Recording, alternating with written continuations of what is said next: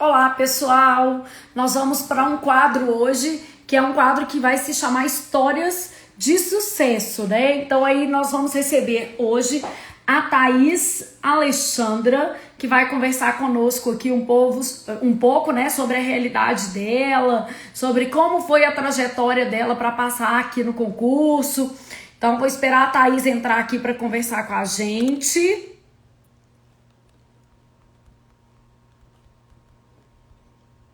Deixar fixado aqui, aí vocês vão poder fazer perguntas.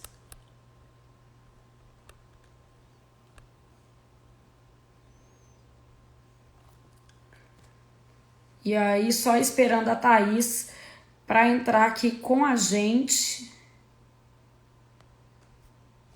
Deixa eu ver, acho que a Thaís já até chegou. Chegou. Deixa eu ver se vai ficar melhor aqui. Peraí. Oi, Thaís, tudo bem? Tudo bem, Flávio, e você?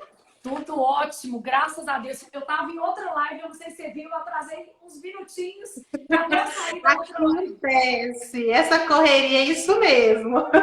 Aí aqui eu falei assim, não, gente, deixa eu salvar a aula, porque eu sou tão desastrada que a chance de eu esquecer de salvar a aula também é grande, sabe? Então, isso aqui Verdade. de vez em quando teve um sábado aqui que eu gravei, quando eu vi o microfone estava desligado. Por isso que eu gosto de gravar sempre com o pessoal do YouTube. Porque aí, se tiver desligado, o pessoal me avisa. Já é um super Verdade. apoio aí. Thaís, então, nós estamos começando esse quadro Histórias de Sucesso. Você é a nossa primeira convidada.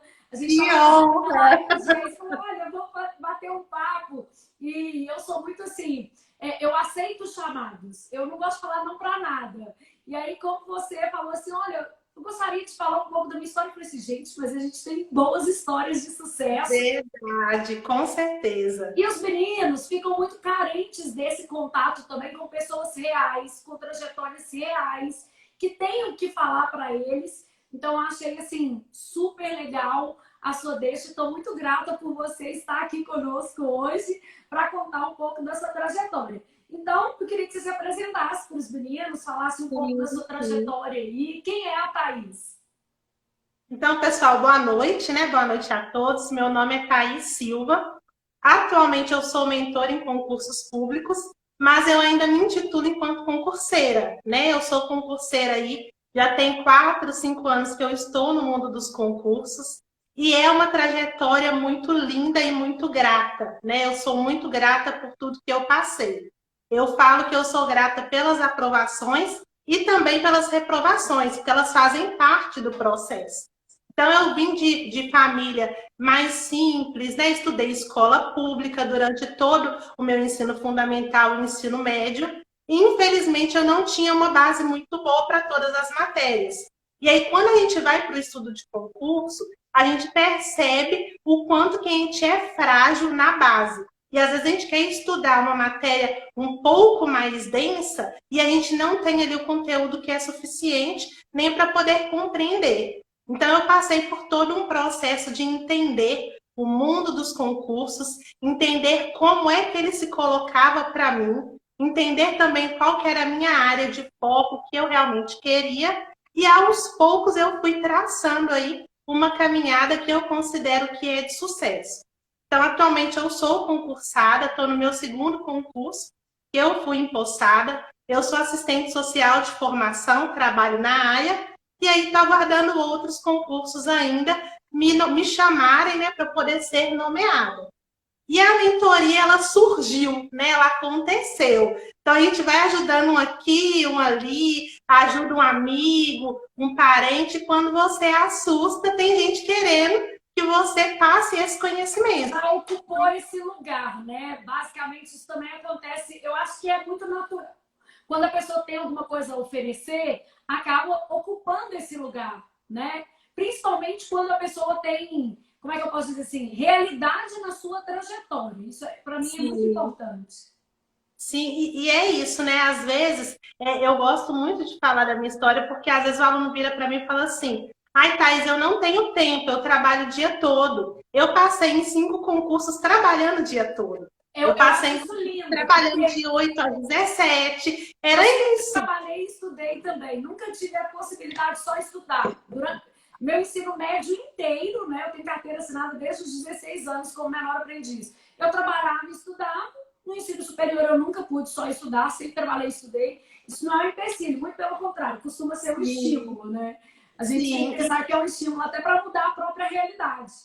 verdade. E é muito parecida a nossa história, porque a partir de 15 eu comecei a trabalhar de carteira assinada, de jovem aprendiz, e de lá até aqui nunca parei, né? Então, durante toda a época do ensino médio eu já trabalhava, depois na faculdade trabalhava, e é aquela coisa que você tem que fazer o estágio curricular, mas você tem que pagar a conta, aí você tem que se desdobrar, e aí no último ano eu fiz o meu primeiro concurso, que foi quando eu passei em segundo lugar. Então, eu passei no concurso para assistente social, eu estava no 7º período, eu não tinha nem apresentado TCC. Aí veio a loucura da minha vida, né? Apresentar TCC para tomar posse e fazer isso tudo. Mas as coisas foram se encaminhando. E a partir daí eu decidi que eu não ia parar mais. E de lá até agora eu continuo firme, estudando. Hoje o meu estudo é diferente, porque eu estudo para trazer qualidade para o estudo do outro, mas é uma construção que a gente vai fazendo, né? Thaís, me conta um pouco assim. Já sei então que você está na área de assistência social. Eu falo que se eu pudesse voltar lá atrás e escolher duas profissões diferentes da que hoje, por exemplo, eu exerço, eu acho que duas profissões que muito me atrairiam: psicologia e assistente social. Eu acho que é muito legal. Porque é uma profissão muito bonita, né? É uma profissão. A saúde mental, porque eu acho que hoje é uma questão muito relevante. Dizer sobre saúde mental é muito importante. Sim, Independentemente do público, eu vejo que as pessoas hoje vivem uma ansiedade desmedida em relação ao futuro. E é importante planejar o futuro, mas a gente também tem que ter ciência da necessidade de viver o presente, né? Então, essa sim, claro. conciliação, para mim, ela é essencial. E assistência social, porque eu acho assim. Gente, quando você está numa profissão que permite dar ao outro as necessidades mais básicas dele, acolhê-lo nas suas premissas mais relevantes, é muito legal. Quando eu Sim, faço trabalho de entrega de sopa em rua, essas coisas, eu sempre trabalho, às vezes, com assistente social da prefeitura, que estão ali fazendo os cuidados daquela população de rua, mapeando aquela população de rua, assistindo no sentido mais amplo da palavra mesmo, né? Garantindo, inclusive, que a formação de uma política pública seja feita de maneira consistente pelo sim, levantamento dos dados. Então, é uma profissão bonita. A gente sabe que, infelizmente, existe uma valorização pequena para o assistente social no nosso país, né? Até para verdade. os dados censitários e tal. Mas, assim, é fundamental num país cheio de problemas sociais. A figura do assistente social, ela surge como alguém que tem um olhar mais humano para essas necessidades que são urgentes, né? Muito, Sim. muito, muito legal. A gente costuma brincar que a gente é uma profissão que não deveria existir, mas que a cada dia que passa ela se torna mais presente e necessária no dia a dia, no cotidiano do outro, né? E a gente conseguir interferir na vida do outro, no sentido de garantir Positivamente, né? direitos, e positivamente, de fato, é muito importante. Eu sou muito feliz com a profissão que eu escolhi, assim. Nossa, eu acho uma profissão muito bonita mesmo, de verdade. Bom, Que quando bom. você ingressou para o mundo dos concursos, me conta aqui, qual é o seu. Como é que foi? Você tem um destino final ou você acha que você já alcançou o seu destino final como concursanda? Né? Tipo assim, não, já estou na profissão que me agrada. Ou você acha que ainda há espaço para você fazer um outro concurso? Como é que você vê essa trajetória? O que você pretendia postar, né? Eu vou prestar concurso para qual área? Qual é o seu objetivo final? Como é que você ensinaria isso para as pessoas escolherem esse objetivo? Como é que você pensa nisso? Então, eu sempre falo, né, que é muito importante a gente definir uma área de foco. Porque hoje, principalmente agora em 2021, a gente teve um 2020 totalmente escasso de concurso público em razão da pandemia. E quando a gente assusta no segundo semestre, que já era previsto, começa a sair concurso para tudo quanto é lado. E vieram muitos concursos de nível médio. O concurseiro de nível médio, ele pirou. Ele não deu conta de acompanhar tudo. E aí, ao mesmo tempo que ele quer fazer Banco do Brasil, ele quer fazer uma polícia militar, e ele já não sabe se ele vai fazer uma polícia penal. Aí já vem o TJM, e tá batendo na porta, e vem SP, e o RJ começa, vou voltar. E isso tudo deixa o concurseiro extremamente perdido. Uma coisa que eu falo, quando a gente define uma área de foco, existe uma chance muito mais real de ser aprovado, porque você vai sempre trabalhar com as mesmas matérias. Aí você vai começar a ficar bom sempre nas mesmas matérias. Você começa a mapear o perfil da área que você estuda. Então aí você consegue ir alcançando cada vez mais resultados melhores. Então eu gosto de fazer, quando eu pego um aluno, normalmente eu tenho muito aluno que é iniciante no mundo dos concursos. Então, eu gosto de fazer essa análise de perfil. Vamos identificar qual que é a sua área de formação? Qual que é a sua área que você quer? Ah, eu quero área administrativa. Ok, muito ampla. Qual que é o concurso que você quer chegar? Aquele que você vai estabilizar, que eu chamo de concurso dos sonhos. Aí ele acha o concurso dos sonhos dele. Achou? Vamos achar os concursos escada que vão te ajudar a chegar nos sonhos. Porque muita gente tem uma vontade de, por exemplo, trabalhar no Senado, quer ser técnico administrativo do Senado, concurso dos sonhos. O que é que essa pessoa precisa fazer para ir caminhando até alcançar? Ela pode de uma vez? Pode, mas é um concurso que não abre sempre. E até lá, ela pode fazer uns concursos escada, que foi o que eu fiz. Assembleia de Minas, por exemplo, que é um concurso que eu já pleitei. Não abre nunca. O meu último foi em 2009 e não saiu outro para redator revisor da Assembleia. Quando eu falo 2009, a pessoa fala assim, não é possível, é a cada 4 anos. Não, não houve outro concurso para redator revisor da Assembleia de Minas. O último foi em 2009 e não houve outro. Houve outro concurso para Assembleia, mas sem vagas para redator revisor. E existem cargos que são muito restritos, né? Eu costumo falar que assistente social, por exemplo, tem uma gama de cargos dentro de prefeitura. Toda prefeitura tem um assistente social.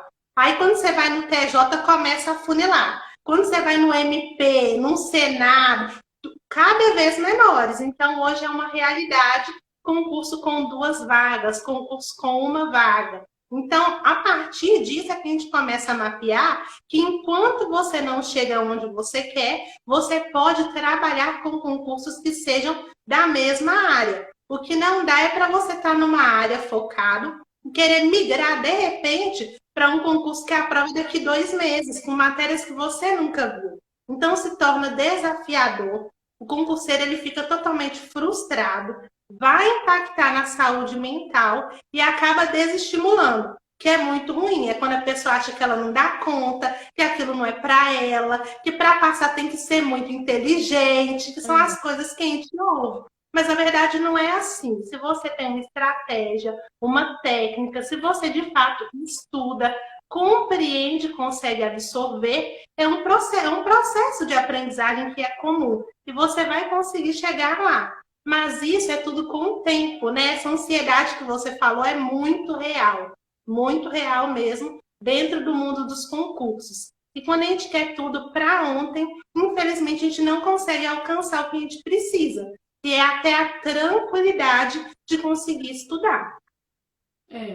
Eu vejo assim, que o aluno, às vezes, ele toma o caminho do concurso sem entender um pouco o meio do concurso. Então, é importante a gente primeiro organizar esse meio para o aluno, né? Olha, quais são as possibilidades? Carreiras de nível médio, carreiras de nível superior, quais têm idade, quais têm TAF, quais são de área de segurança, quais são de área específica, área administrativa, em quais lugares eu terei mais espaço também.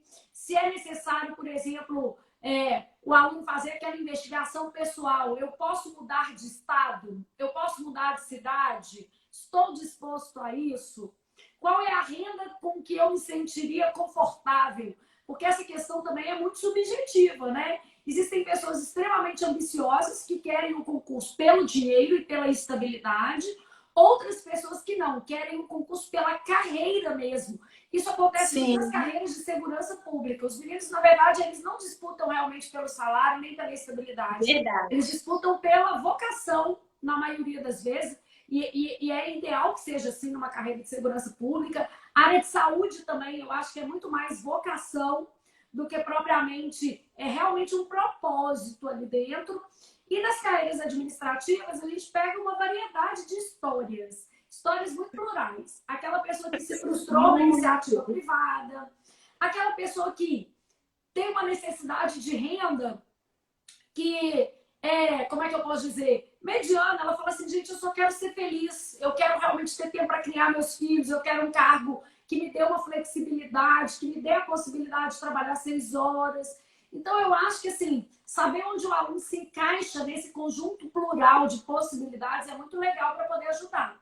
Eu não trabalho com mentoria nem nada, eu brinco, eu falo assim, minha única possibilidade é o português mesmo, que já é muita coisa, né? Mas, assim, eu lido com as angústias, já é demais, né? Muita coisa para pensar. Mas eu lido com as angústias e com as frustrações dos alunos o tempo todo. Então, eu já vi, por exemplo, uma aluna minha que passou no TRT Minas, veio para cá e ela era do Amapá, e assim, passou super bem colocada, veio ela e o marido, e a mãe dela adoeceu, e ela não teve como voltar para ficar com a mãe. E aí ela viveu, assim, todo um drama pessoal que, no fim das contas, ela abriu mão do cargo aqui no TRT, voltou para a cidade dela e falou, não fico longe da minha família mais. Isso não é positivo para mim. A despeito Sim. do dinheiro que ela estava ganhando e do sonho dela inicial ser TRT. E eu tenho certeza que quando saiu um TRT na região dela ou outro concurso, ela até já assumiu uma prefeitura lá, sabe? Eu acho que vale esse entendimento sobre o todo, né? Quem é a pessoa e quais são as aspirações de felicidade que ela tem. Porque o concurso é uma parte da sua vida, ele não é a sua vida toda, sabe? Então eu penso muito nisso. Eu vejo muita gente falando assim, não, gente, não pode desistir, vai até o fim do poço, vai até o fim do poço, vai até o fim do poço, quando isso estiver te fazendo bem, né? Enquanto isso fizer bem a você, enquanto isso não for uma violência a você. Porque existem pessoas que mudam de ideia no meio do caminho e são muito felizes.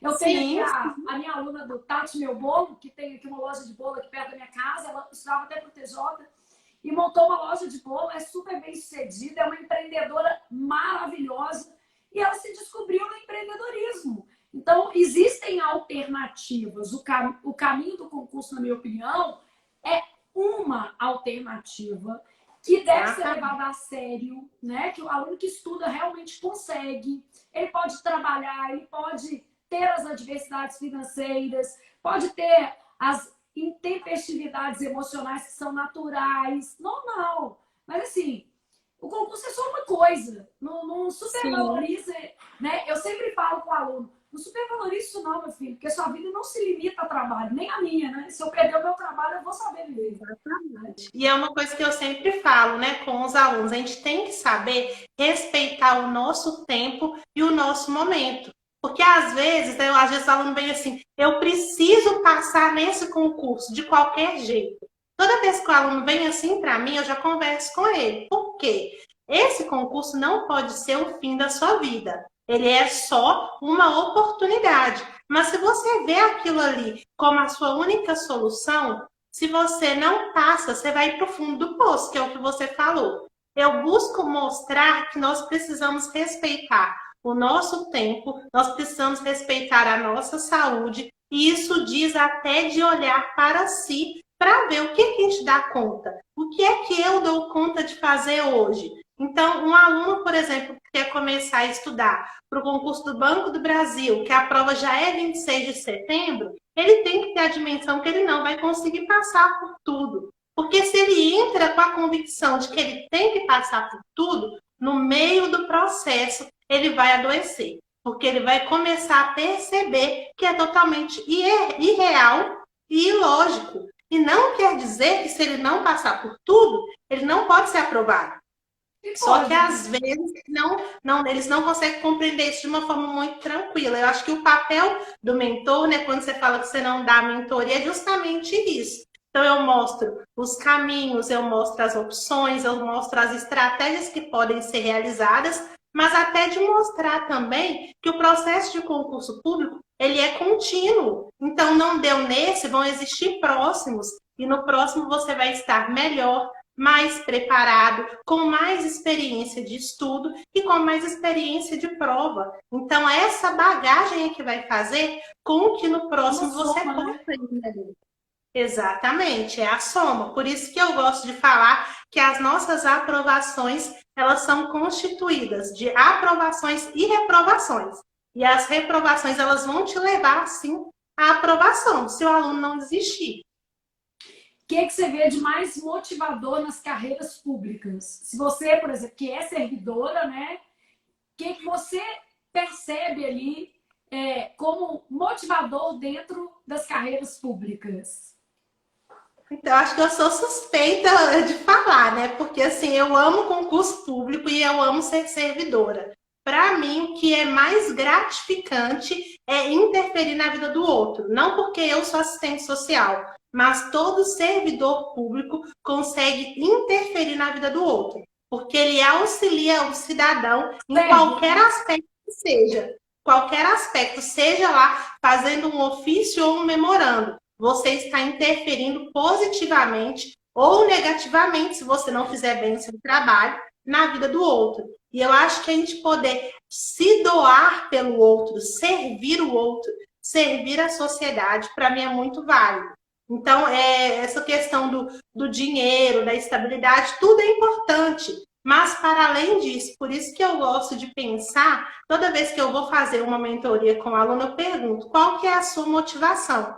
Quando a motivação é só o dinheiro, ela é muito frágil, porque facilmente ele vai acabar desanimando ou desistindo. Agora, quando a motivação, como você falou mesmo... O emprego, ela fala assim, mas agora eu já tenho emprego, muda de ideia. Exatamente. Agora, quando a motivação é o meu dom, é o que eu quero, eu tenho uma aluna que fala, eu vou trabalhar como assistente social no ano que vem. É o que ela quer, o propósito de vida. Ela não quer olhar o salário, ela está querendo saber de exercer a profissão que ela assumiu. Então, eu acho que isso é muito mais louvável, porque se você quer olhar um concurso só pelo salário e não tem nada a ver com o seu perfil, você não vai conseguir nem ficar lá muito tempo. Você vai acabar desanimando. Tem muita gente que desiste, passa e depois larga. Exatamente, exatamente. Até porque, para fazer um concurso público, você tem que analisar. Você vai trabalhar com o quê? Quais são as suas atribuições lá dentro? Então, eu quero exercer uma função hoje. Eu quero ser policial, porque paga muito bem. Mas eu não quero trabalhar na rua. Ou então eu não quero ter confronto. Então, não vai bater. As atribuições do cargo não vão bater com o que você, de fato, almeja, com o seu propósito de vida. Então, isso vai se tornar muito desafiador e se torna muito pesado para o aluno a partir do momento que ele faz todo um esforço e todo um processo para poder passar e, de repente, vê que não era aquilo que ele queria. Então, por isso que é importante também analisar as atribuições do cargo, analisar como você mesmo colocou. Se é em outro estado, eu estou disposto? Então, hoje eu tenho mentoria para a Polícia Penal de Minas. O que eu recebo de mensagem de gente do norte do país não é brincadeira. E eu sempre pergunto, você está disposto a sair daí, ter a sua família, as suas raízes, os seus amigos, para vir para Minas Gerais, onde você não conhece ninguém? São análises que a gente precisa fazer. A gente não pode olhar que tem mais de 2.000 vagas. A gente tem que começar a fazer outras análises para, de fato, entender se é isso, se eu vou ficar em paz depois que eu assumir. Que é muito importante. Se o pessoal vier para cá, a gente vai acolher aqui, né, Thaís? Só deixar, gente. Com certeza, a gente acolhe mesmo. A gente convida o povo para passear em casa. Mineiro é acolhedor, relaxa. A gente é muito acolhedor, verdade. Não, brincadeiras à parte, eu acho essa questão, principalmente de mudar de estado, é uma coisa que a pessoa tem que estar muito em paz, sabe? Porque ir fazer a prova é legal, né? Você conhece outra cidade e tal, mas de repente você deixar tudo para trás e buscar uma carreira, e buscar uma nova vida em outro lugar, pode ser interessante, mas pode ser, como é que eu posso dizer, insustentável, né? Então, eu hoje eu fico pensando assim, onde eu transitaria? Pelo interessante ou insustentável? Eu sou muito apegada à minha família, sabe? Então, assim, eu sou muito apegada. Então, muito provavelmente, eu iria no calor do momento falar assim, dá pra ir, mas depois, provavelmente, eu não conseguiria. Eu já morei em Marabá, eu fui pra morar um ano, morei 3, 4 meses. Então, realmente, assim, já tive uma amostra de que eu não sou a pessoa que consegue ficar tão distante das raízes, né? E eu acho que Entendi. é isso. É claro que, às vezes, a necessidade faz a pessoa escolher caminhos às vezes não tão confortáveis, e a gente entende isso também. O problema é que a gente tem que reunir, né? Felicidade com necessidade, porque se a vida for só uma necessidade, ela vai passar e a gente não vai realizar nada que nos deixe em paz. Eu acho que também é muito esse o propósito da vida. Você tem que estar em paz. Você tem que escolher alguma coisa que te acolha emocionalmente, né? Bom, Eu, assim, pelo contrário, eu acho que eu sou mais solta, porque eu amo fazer concurso em outro estado. não, Então, pra mim, me chamando, eu tô indo embora. 50 pessoas. A Tati falando que o maior incentivo dela foi a estabilidade. Eu acho que se eu optasse pelo concurso, talvez a estabilidade, ou ainda eu diria uma coisa além da estabilidade. Sabe o que, que eu acho que, por exemplo, assim, na iniciativa privada, é o que mais me dói, tá? Vou dizer minha dor de quem atua na iniciativa privada a vida toda. É a falta de regularidade no tempo de trabalho. Eu não tenho horário para começar, nem horário para terminar. E é sempre muito desafiador. Por mais que você fale assim, não, mas é só se organizar direitinho. Não é, porque sai, no meu caso, né? Sai um edital, eu tenho que pegar meu dia livre. A terça-feira à noite, por exemplo, é um dia que normalmente eu não dou aula ao vivo. Mas toda vez que sai um edital, eu só tenho essa. Então eu tenho que encaixar ali na terça-feira à noite, aí eu tenho que encaixar no fim de semana. Então, eu acho assim, por exemplo, assim, a minha rotina familiar ela é muito prejudicada por essa Sim. instabilidade que é própria da iniciativa privada. E eu já exerci outros cargos, então eu sou professora hoje, atuo como professora há 20 anos, mas eu já estive, por exemplo, em cargos de direção de escola, que é cargo administrativo.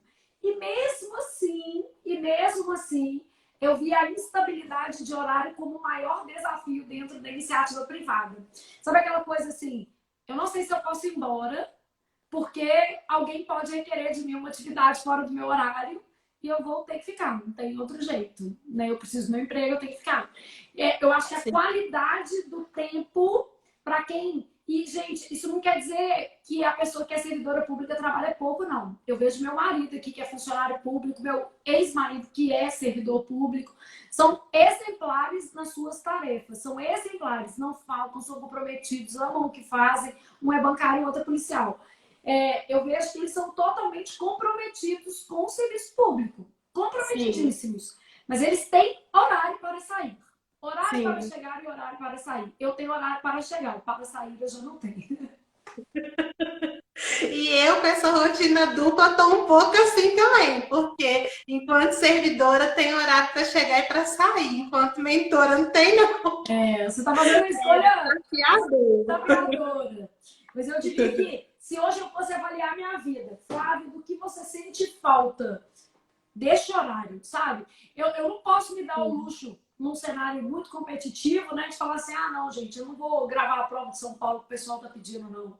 Infelizmente, não tem como. Entendo, eu também colho, vamos dizer assim, os louros disso, o resultado econômico, eu não tenho o que reclamar, né? Mas é uma dedicação que ela vai para além ali de uma rotina de trabalho de 44 horas semanais, ela vai Sim. muito para além disso. E assim, em certa medida, isso também não é saudável. Eu até tenho lido muito sobre isso, sabe?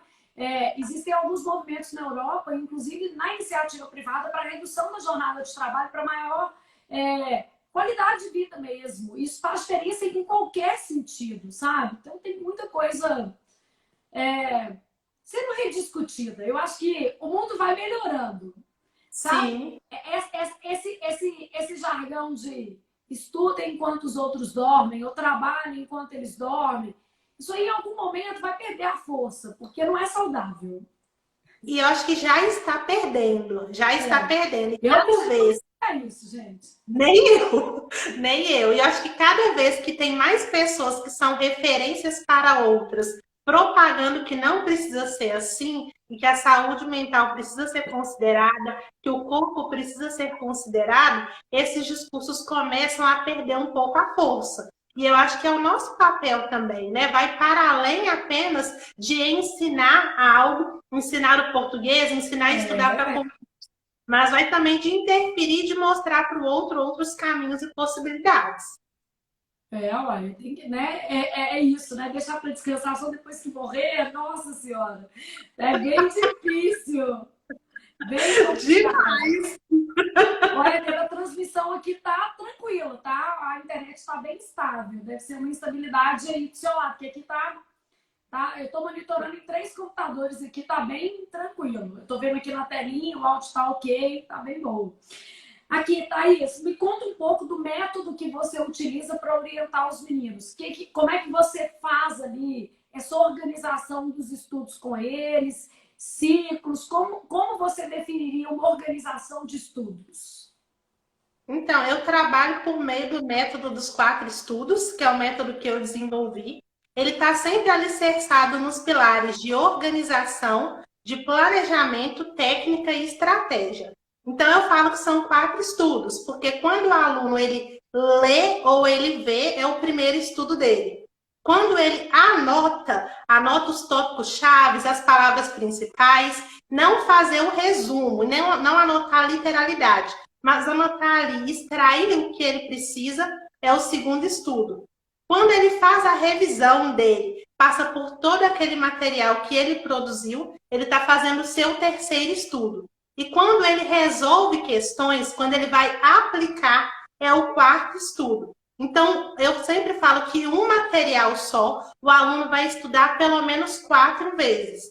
E todas as vezes que ele faz questões e ele erra, ele pega aqueles erros, aqueles chutes, joga no material e aquele erro ali vai ser incorporado na próxima revisão. Ou seja, ele está estudando de novo. Então, quando ele começa a anotar os erros e os chutes dele dentro do material, ele está ampliando ali o seu conhecimento, mapeando coisas que foram furos ou foram falhas no seu processo de aprendizagem e cada vez mais o material dele vai ficando mais focado e mais direcionado. Como a gente sempre trabalha principalmente com as questões da própria banca, ele está mapeando o perfil da banca, ele está entendendo como é que aquele conhecimento pode cair, e é o momento dele avaliar se de fato está absorvendo. Porque às vezes o aluno acha que está absorvendo, acha que está entendendo e está errando muitas questões. Então, esse é um momento também decisivo para que ele possa parar, reavaliar o estudo dele e a partir daí ele começa a alavancar. E eu trabalho em todo esse processo, organizando as matérias, sistematizando, mostrando qual que é a ordem certa para poder estudar cada uma das matérias, criando a estratégia de estudos. Eu mesma não sou adepta a fazer ciclo de estudo, sempre trabalho por módulos e revisões sistemáticas. Então, meus alunos não tem nenhum hoje que trabalhe por ciclo. Então, no mesmo dia, vê 3, 4 matérias. Eu acho que isso não rende, não evolui. O aluno tem que trocar toda hora, não consegue fixar nada, no outro dia tem que ler tudo que estudou, vai só perdendo tempo. Então, já fiz experiências assim, experiências por meio do meu método. Então, fez mais sentido dessa forma. Então, ele vai estudando tudo, e quando ele passa para o próximo módulo, que é a próxima matéria, ele sempre revisa a matéria anterior. Responde mais questões, revisa erro, e nisso ele vai crescendo. E eu sempre coloco o português como primeiro. Às vezes o aluno não entende, ele fala assim, mas por que português? Eu falei, porque o português é a sua base. Então, e vai todos até além questões de direito, enunciados de matemática. É verdade, gente, ajuda. Exatamente. Sempre, sempre. Primeiro módulo, português. A partir dali, eu vou mapear o perfil do aluno. Então, se ele erra muito crase, então, vamos voltar lá na regência. O que está acontecendo? Você pegou a base da regência? Normalmente não pegou. Quer aprender crase, mas não estudou regência. Aí tem que dar um passo atrás para depois caminhar. Porque se a gente já quiser pegar o conteúdo que talvez seja o mais denso ou o mais difícil e a sua base não estiver boa, você não vai avançar. Então, ele volta e depois segue. Normalmente, os outros concurseiros estão só seguindo, tocando sem entender. Aí é nessa hora que a gente começa a destacar, são aquelas duas questões que você acerta que seu ponto sobe, e é nesse momento eu vou fazendo em todas as matérias o mesmo processo. E quando ele chega no final, eu vou trabalhando em cima de revisão, questões, nivelamento de conhecimento, correção de erros e outras estratégias que eu vou adaptando para que ele possa melhorar. Então, no final, é sempre muito proveitoso, assim, tenho bons rendimentos. E você trabalha mais com alunos da área de assistência social ou variados? Variados, né? Totalmente variados, totalmente variados, assim, ensino superior, assistente social, psicólogo, médico, fono, físio, advogado, totalmente variado, e todo nível médio. É bem amplo, assim, porque eu trabalho mais com concurseiros iniciantes. Tenho até alguns concurseiros mais avançados, mas os iniciantes, eles têm muitas vezes dificuldade de entender o mundo dos concursos. E ter esse suporte de uma pessoa que já passou por este caminho, que já errou durante o percurso e também já aceitou, vai facilitar para eles. Então, normalmente eu trabalho mais com iniciante. E a sua experiência é o seguinte, para esses editais publicados mais recentemente, BB, TJ, São Paulo, TJ Militar, Polícia Penal de Minas, vamos pensar assim, dois métodos de estudo. Para o menino que já está com o edital publicado e para um menino que está pensando, por exemplo, na Polícia Civil Minas, que existe uma expectativa de edital, para a Receita Federal, que existe uma expectativa de edital, só que INSS, só que esses editais ainda não saíram. Claro que a gente sabe que o menino que começa antes tem mais chances, óbvio, não tem nem que ver. Sim. Mas assim, o que você acha que é um modelo de estudo para diferenciar o aluno que está na fase pré-edital e o aluno que está na fase pós-edital?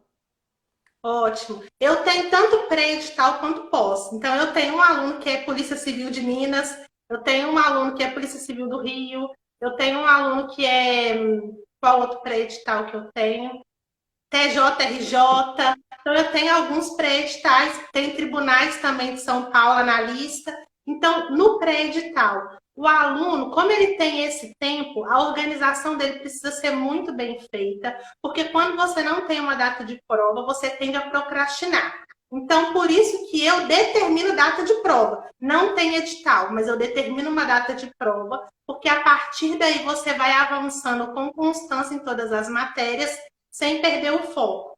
No pré-edital, é possível que você estude bem a base. Então, o português, a gente estuda o português começando do zero. Porque depois que você pegar bem o português, você vai ter uma facilidade gigante para qualquer outra matéria. É raciocínio lógico, o aluno tem muita dificuldade. Ele vai pegar o raciocínio lógico começando do zero. A informática, ele não vai ver por alto, ele vai ver todos os protocolos, ele vai entender como é que funcionam as redes de computadores. Então, ele pega uma forma mais densa, porque ele vai ter um arcabouço teórico. Pós-edital, totalmente focado em prioridade. Aí tem que mapear a banca. Quando a gente tem a banca mapeada, a gente sabe que a banca gosta mais de cobrar, mais de explorar, e a gente pode atuar dentro do edital apenas nos pontos chaves. Então, quem hoje vai começar a estudar Banco do Brasil, daqui 2 meses é a prova, tem que mapear Sesgran Rio, o que gosta mais de cobrar no português, o que gosta mais de cobrar na informática, que são 15 questões, o que mais gosta de cobrar em vendas, tem que mapear, porque a matéria é gigante. Então, não dá para estudar tudo, correndo o risco de você se dedicar muito para algo, que não vai cair, e desconsiderar uma coisa que pode cair 2, 3 questões. Então, no pós-edital tem que ser realmente um estudo focado em prioridade, após mapeamento de banca. No pré-edital, você pode ter mais adensado o conteúdo, aprofundar mais, e este aprofundamento vai servir para o concurso que você quer e para qualquer outro concurso que saia da área de foco. Por isso que é importante ter a área delimitada. Eu acho que é por aí mesmo. O aluno tem que escolher uma linha, né? Senão atirar para todos os lados também não costuma dar muito certo, não. Verdade, é isso mesmo. Me conta uma coisa, Thaís. O que você acha que foi, assim, muito errado que você fez na sua preparação e que você não aconselharia para ninguém. Você fala assim, gente, isso aí, quando eu estava estudando para ser aprovado no concurso público, eu fiz e não faria novamente. Alguma coisa da qual você se arrependeu. Outro dia eu brinquei com os alunos que eu estava dando uma aula, aí o menino perguntou assim, professora, me fala uma coisa da qual você já tem se arrependido muito. Aí tem gente que fala assim, eu nunca me arrependi de nada. Eu já me arrependi de várias coisas, gente. Não, não nos estudos, mas já fiz umas coisinhas que não eram para fazer. Já risquei o carro alheio, né? Umas coisas que a gente olha para trás e fala assim, poxa vida, por maior que fosse o amor, não justifica, né? Onde está a sanidade? Então, enfim, se arrepender é um ato de humildade e também de crescimento, né? Tipo assim, olha, isso aqui eu não faria. E muitas vezes aquilo que a gente faz acaba servindo também para outras pessoas nesse caminho. Eu brinco que Júlia já aprendeu, não é para arriscar o carro alheio, Júlia, não pode fazer isso, não é uma coisa que se faz, né? Mamãe é extremamente arrependida, a pessoa me desculpou, obviamente, e tal, mas enfim, é uma coisa que não se faz, literalmente, simples assim, né? E se a gente não se arrepender, eu fico pensando assim, gente, se a pessoa não se arrepende de umas coisas assim, ela não cresce, ela não amadurece, ela não vira uma pessoa melhor, né? Tipo assim, você tem que virar uma pessoa melhor, né? Então, nessa trajetória de concurso público, o que você acha que, assim, isso eu não faria? Olha, eu vou falar duas coisas. Uma em relação a concurso em si, uma em relação à preparação. Uma coisa que eu me arrependi muito, que eu arrependo até hoje. TJSP abriram 132 vagas de assistente social, um concurso. E eu não fui fazer. Então, para mim, esse arrependimento não sai. Eu não fui fazer. Porque eu penso assim, Perdida, né? se eu passo em concurso de 4 vagas, por que eu não ia passar no de 100? Aí, isso ainda me dói. Mas acho que faz parte, né? Mas tem a ver até outras pessoas que estão ouvindo aí, às vezes falam assim, é melhor você ir fazer e depois se arrepender, não quero tomar posse. Mas você foi. Isso também é uma coisa que eu acho que é válida. Sim, por isso que hoje eu faço concurso para Goiás, para Manaus, eu faço para onde tem, porque eu prefiro depois decidir se eu vou ou não, do que ficar com essa incerteza. Eu prefiro arrepender de fazer do que de não fazer. Então, depois dessa, eu faço todos que eu quero, assim. E em relação à preparação, uma coisa que eu acho que eu me arrependo muito. Uma vez que eu tentei estudar para 3 editais de uma vez.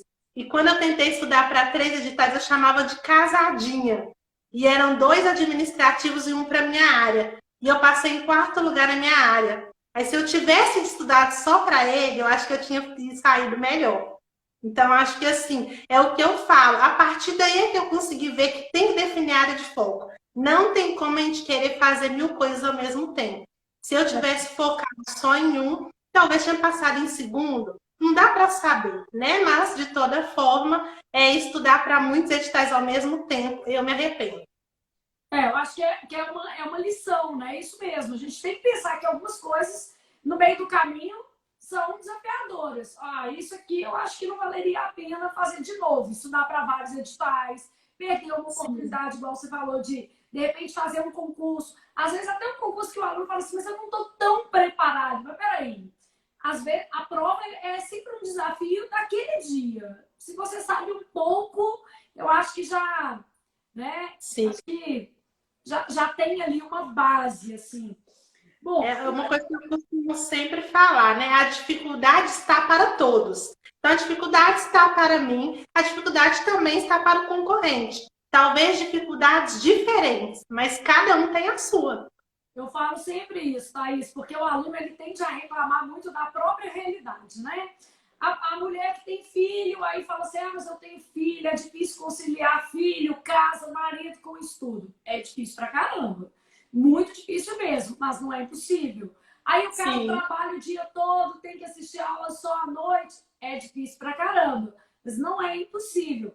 Aí vira e fala assim, não, mas aquele tem a vida que eu queria. O pai e a mãe pagam um cursinho, o menino tem condição financeira, estuda o dia inteiro. Eu já tive vários alunos nessa situação, principalmente alunos do presencial.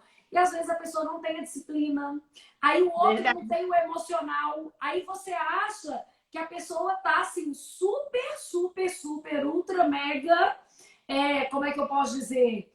Disponível para o estudo, mas às vezes o emocional dela não está disponível, né? Às vezes a forma como ela, como é que eu posso dizer, se posiciona no concurso não favorece a própria aprovação, sabe? Então, às vezes um tem uma dificuldade financeira, o outro tem uma dificuldade com o tempo, o outro tem uma dificuldade com a organização das tarefas pessoais e a tentativa de uma nova carreira profissional. Mas o outro, às vezes, não tem problema nenhum dessa ordem, mas tem um super problema emocional. Tem um outro problema que eu falo que, às vezes, assim, alguns enfrentam ter mais dificuldade mesmo, pedagogicamente falando. Existem alunos com um pouco mais de facilidade para aprender um conteúdo que outros alunos. Então, Verdade. pedagogicamente, existem pessoas que têm mais dificuldade. Isso quer dizer que elas não vão passar? De maneira alguma. Eu falo que é o que você falou, as adversidades, elas existem, elas só são diferentes para as pessoas, né? Um cenário favorecedor, né? Um cenário favorável, na verdade, um cenário favorecido, ele não diz nada, ele não garante a aprovação de ninguém, né? Você pode ter renda, você pode ter tempo, isso não quer dizer que você está aprovado. Na verdade, existem ali variáveis, e essas variáveis realmente vão dizer muito mais do que propriamente só o tempo e o dinheiro, né? Com certeza. E é legal quando você fala isso, que às vezes o aluno ele fala, né? Ah, mas fulano não vive só estudando, só tem que estudar, não tem que preocupar com nada. Aí dentro da cabeça da pessoa, ela está preocupada que ela não tem uma renda, que ela está sendo sustentada por alguém, que ela não consegue sair daquela condição, e é uma pressão, porque já que você só estuda, que é isso que as pessoas falam, já que você só estuda, você tem que passar. Essa pressão por si só interfere. Então, de todos os alunos, às vezes esse tem mais dificuldade do que quem trabalha o dia todo, porque isso fica martelando tanto na cabeça dele e às vezes ele não consegue evoluir. Então, realmente é muito desafiador mesmo. E eu acho que é isso, as pessoas também focarem no objetivo e não nos problemas, sabe? Se a gente foca Sim, nos problemas, a gente costuma travar. Se a gente foca no objetivo, a gente costuma, como é que eu posso dizer assim, aliviar a tensão e conseguir bons resultados. com Vou, certeza. vou dar um exemplo para os meninos. Obviamente, para todas as pessoas que, como eu, empreendem, principalmente individualmente, né? Eu sou uma professora que vende as próprias aulas. Esse momento de pandemia foi um momento muito difícil, foi um momento extremamente delicado, porque havia poucos concursos, obviamente as vendas desaquecidas, né? No meu caso, eu tenho funcionários, eu tenho uma responsabilidade ali, beleza. Nos dias mais difíceis, nos mais duros, que eu falava assim, não, gente, tá dando muita coisa errada, nossa, tá difícil demais. Nesses dias muito difíceis, sabe o que eu fazia? Eu acordava e falava assim, hoje eu vou fazer live o dia inteiro, vou dar aula, porque é o que eu sei. Então, você não desistir, né? Naqueles dias muito difíceis, talvez o que a gente tem que pensar é a necessidade que a gente tem de estudar, porque sabe o que eu Sim, pensava? Eu pensava assim, beleza, não existem editais, mas o que eu sei fazer é dar aula. Então, neste caso, o que eu posso fazer por mim mesma é trabalhar.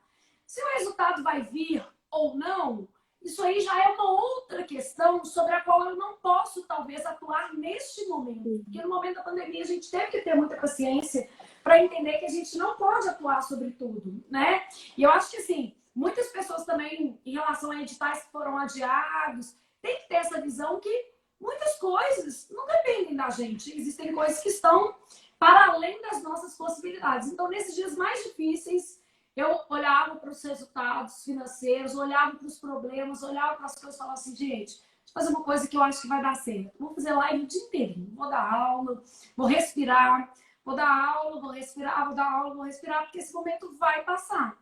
E da mesma forma, o menino que está ali, como é que eu posso dizer? Digerindo as emoções, né?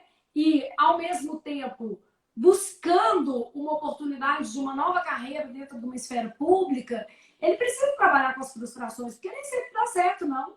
Um dia dá certo, outro dia não. Um dia você aprende fácil, outro dia não. Um dia você acorda e fala assim, nossa, sei português demais. Aí você pega um simulado para fazer, vai mal. aí aquilo ali já é um banho de água fria. Mas, na verdade, a gente tem que saber que ir mal faz parte do processo, né? Sim, Ó, sim. eu tô com uma imagem hoje daquela corredora que caiu. Não sei se vocês viram essa corredora que caiu e se levantou e terminou em primeiro. Eu só consigo pensar numa coisa: o controle emocional dela fala mais alto, porque ela tinha Verdade. todas as desculpas para não continuar. Ela caiu no início da prova, ela caiu, bateu, né? Então ela tinha tudo para não continuar. Mas ela não só continuou, como terminou em primeiro. Eu vou gravar essa cena para todo dia que eu estiver deprimida eu assistir. Tô falando sério. Acordei deprimida, vou ver essa mulher aqui, porque esta mulher me representa. E eu sou muito assim, tá, gente? Inspiração, né? Oi? Inspiração. Nossa, eu sou muito Inspiração. visual. Aqui, eu sou muito visual. E coisas assim super me alimentam, assim, muito me alimentam mesmo. Eu fiz cenas, fazem assim toda a diferença na minha percepção de realidade, sabe? Então, assim, eu vou gravar essa cena, vou pegar lá da internet, vou guardar. Acordei desanimada, gente, essa mulher caiu. Ela se levantou e ela superou as adversidades e terminou em primeiro, sabe? Então eu acho que é muito isso. Cair faz parte, gente. A gente fica achando que ninguém vai cair. Que se cair não vai dar conta de seguir, se cair não vai dar conta de levantar. Ó, posso falar com vocês assim, depois de um histórico de 9 meses seguidos de prejuízo. O primeiro mês que o curso deu resultado financeiro positivo foi agora em julho. Eu não tenho vergonha de falar isso, não, porque eu acho assim, essa é uma realidade que eu imagino que muitos empresários estejam vivendo e seria muito Sim, injusto da minha parte nem compartilhar essas dificuldades. Então, são dificuldades, são coisas complicadas, mas a gente tem que trabalhar pensando na realidade, para além daquele verdade. momento difícil. Então, você está com um problema aí estudando, meu filho, trabalha para além daquele momento difícil. Vai ter perspectiva realmente de médio e longo prazo. Né? Tem aquela visão de segundo nível, eu gosto muito desse olhar, né? Que a gente às vezes tem uma visão de primeiro nível, a gente só consegue enxergar o problema que está mais perto. E aí isso Sim, impede de enxergar as soluções, isso impede de enxergar as oportunidades. Então o aluno ele tem que pensar nessa visão de segundo nível. É o que ele ganha estudando, né? Eu pensava verdade, com assim, o certeza. que eu ganho se eu não der aula só porque eu estou apertada financeiramente e não está entrando dinheiro? O que eu ganho? Nada. Logo, neste caso, é melhor eu trabalhar. Não é? Tipo assim, logo. É isso aí. Simples assim. O que eu É, ganho? Nada, eu já estou com um problema. Que é um problema de receita. Se eu não trabalhar, eu vou perder a conexão com o meu público, eu vou ficar cada dia mais chateada, eu não ganho nada. Sabe? é É verdade, aquela coisa que você não ganha nada. Então, é esse, verdade. esse é o nosso problema. Eu tô vendo aqui o Segato falando que tá apertado. Segato, nós temos um regime de permuta todos os semestres. E, por acaso, esse regime de permuta está aberto. Então, se você quiser fazer o curso gratuito no regime de permuta, você vai me mandar inbox aí, a Larissa amanhã vai te responder e a gente vai te explicar como é que funciona. Né? Então, é uma opção interessante para uma pessoa que está precisando. Eu sempre falo, de graça não, porque é meu trabalho, mas existe uma alternativa. A gente todo semestre atende pelo menos 100 alunos no sistema de permuta. Pode ser até o Português Gold, o curso que o menino quiser.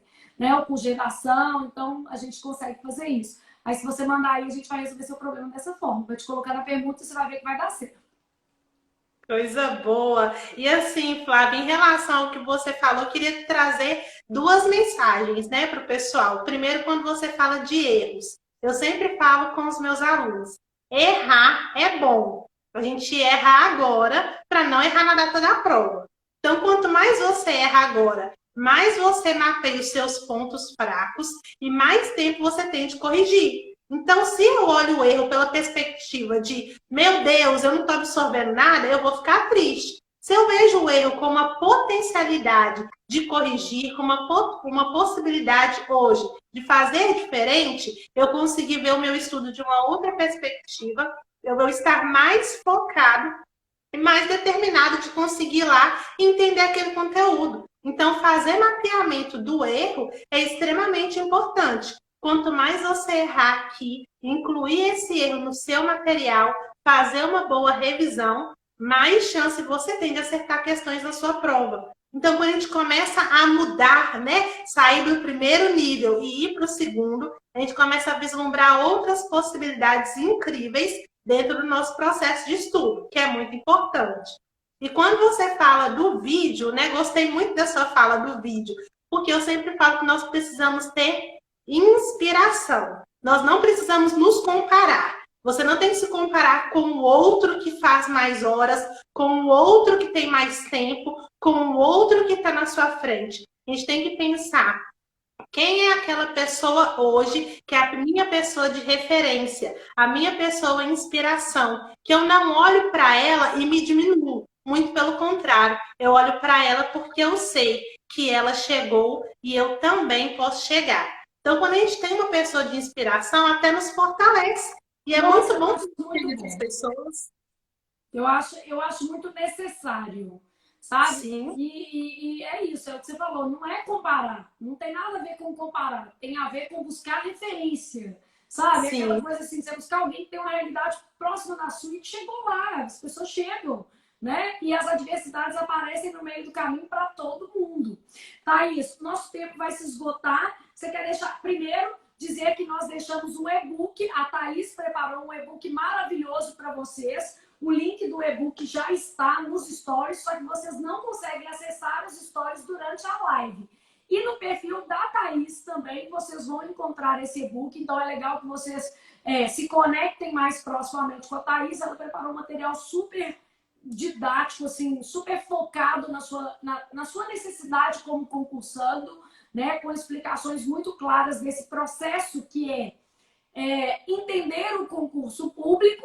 Então, esse material feito pela Thaís está nos stories aí para vocês e lá na página dela também, na nossa e na dela. Não é isso? Isso, Está nas duas. isso mesmo. Então, a gente deixou aqui, aí você só vai conseguir entrar depois da live. E a Thaís deixar aí uma mensagem final para vocês, porque o nosso tempo vai se esgotar aqui. A minha mensagem final eu já vou deixar. A minha mensagem final é: se você não viu a corredora que caiu e chegou em primeiro, vá ver. E na hora que você olhar para aquela mulher, veja você. Porque a gente cai e se levanta, gente. A gente cai e se levanta. Condições desfavoráveis, elas fazem parte da vida e elas nos fortalecem. A gente não pode ter medo de adversidade e a gente não pode ter medo de problema. O problema é você focar no problema e não na solução. Então, olhe para além, né, do micro-universo do maior problema que você tiver hoje. Olhe para além. Consiga ver lá na frente a solução, porque vai existir. Pode ter certeza. Gente, tirando para a morte, o resto tem jeito mesmo. Eu adoro esse ditado. Não morri, então vou resolver. É isso aí. Então, primeiramente, né, Flávia, agradecer a oportunidade de estar aqui. Você é uma professora de referência, não para mim, mas também para muito concurseiro por aí. Então, é uma alegria muito grande estar aqui, ter ficado aqui esse momento com você e poder compartilhar também um pouquinho da minha experiência, da minha história. E para os concurseiros, né, para os alunos que estão aí, é uma frase que eu sempre falo: pode demorar, mas a vitória vem. Então, se você perseverar, se você não desistir, você pode ter certeza que você vai alcançar a tua tão sonhada e aprovação. E é isso mesmo. E ela vai vir, gente. Se é o que você quer, tá no seu coração, transforme em atitude. Transforme em atitude que vai dar certo, né? Que a gente fala o seguinte: quem tem vontade tem a metade, quem tem atitude tem a resposta. É tipo isso, só vontade não dá, não, né, gente? Só vontade. Eu tenho uma vontade de caminhar, mas não tô acordando para caminhar nesse frio, então não tô adiantando. Aqui, gente, sem brincadeira, eu fico olhando para as pessoas e falo assim: vontade só não adianta, não, mas tem que ter atitude. Aí tem que levar agir, tem que ter ação. Olha, eu vou acordar todo dia, eu vou fazer esse exercício comigo, gente. Durante 30 dias eu vou assistir esse vídeo dessa mulher. Não tô brincando. 30 dias, acordar, falar assim: gente, essa mulher aqui me representa. Porque aí você vai ganhando consciência de que cair faz parte. Só isso, eu achei muito legal. Um beijão. Muito obrigada, Thaís. Ó, tá sempre convidada, convidadíssima. Assim que a gente retomar as atividades presenciais, nós vamos marcar um outro evento, se Deus quiser, lá no nosso estúdio. E vai dar tudo certo. Eu tenho certeza de que as pessoas que estão aí conseguiram crescer um pouco mais com a sua experiência, né? Que eu acho que o papel do mentor é muito esse, de quem já viveu esse caminho, né? Então, acho que elas conseguiram entender um pouco da sua experiência para avançarem nos próprios sonhos. Isso é que é legal. Muito bom. Com certeza. Nos veremos em breve, então, mais uma vez. E um abraço para todo mundo. Beijão, pessoal. Tchau, tchau. Vou deixar a live salva, viu, Thaís? Tá bom, obrigada.